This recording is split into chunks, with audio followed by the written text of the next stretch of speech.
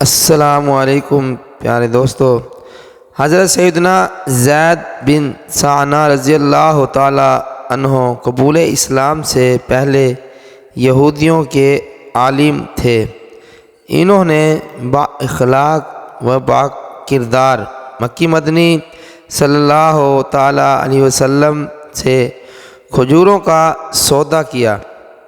وعدے کے مطابق کھجوریں دینے کی مدت میں ابھی 2 دن باقی تھے کہ انہوں نے یعنی حضرت سیدنا زید بن ثانہ رضی اللہ تعالی عنہ نے جو ابھی مسلمان نہیں ہوئے تھے، بھرے مجمع میں حضور اکرم صلی اللہ تعالی علیہ وسلم کا مبارک دامن پکڑ کر انتہائی سخت لہجے میں کھجوروں کا مطالبہ کیا اور چلا کر کہا، اے محمد صلی اللہ تعالی علیہ وسلم، تم سب عبد المطلب کی اولاد کا یہی طریقہ ہے کہ تم لوگوں کے حقوق ادا کرنے میں معاذ اللہ دیر لگاتے ہو۔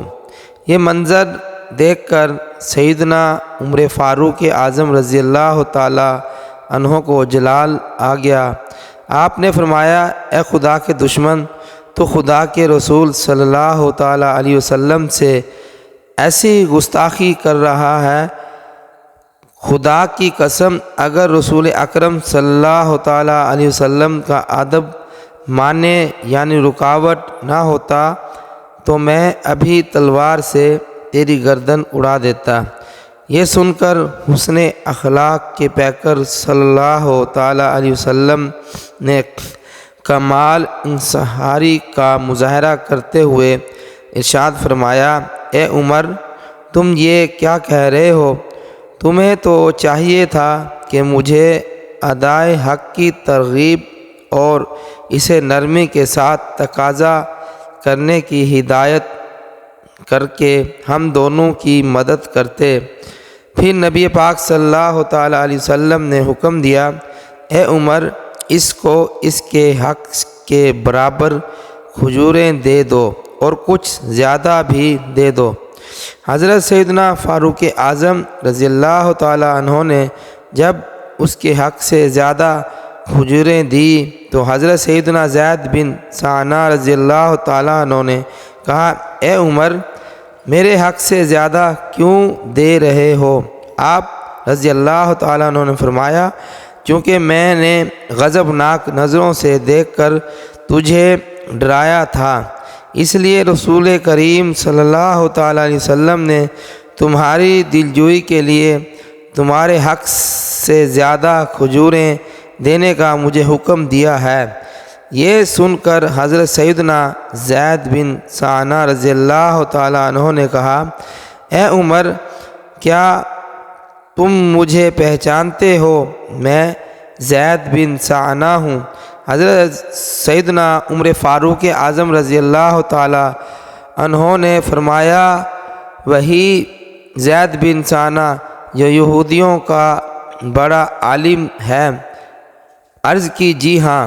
فاروق اعظم رضی اللہ تعالی عنہ نے فرمایا، پھر تم نے اللہ کے رسول صلی اللہ علیہ وسلم سے ایسی گفتگو کیوں کی؟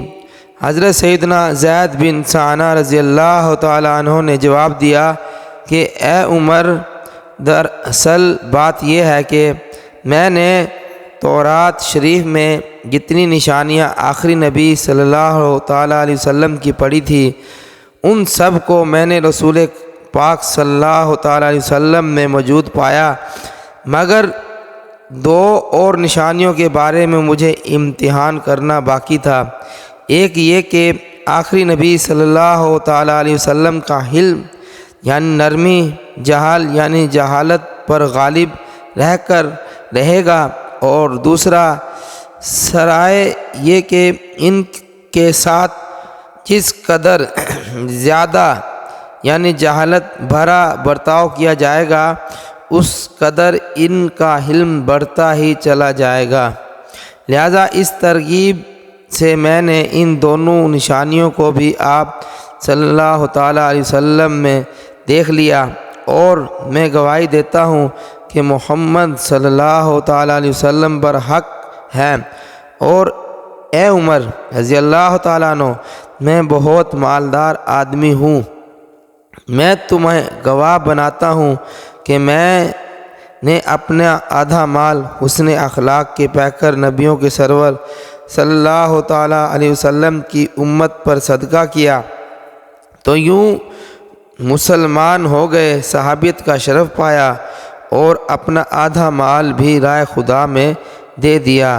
دامن مصطفیٰ سے جو لپٹا یگانہ ہو گیا، جس کے حضور ہو گئے اس کا زمانہ ہو گیا۔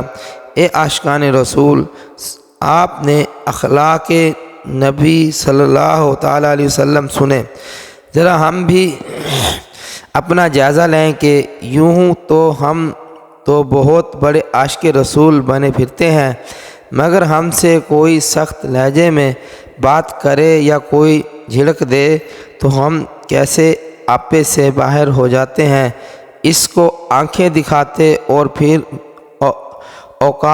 بعض اوقات نہ بولنے کا بول دیتے اور نہ کرنے کا کر جاتے ہیں۔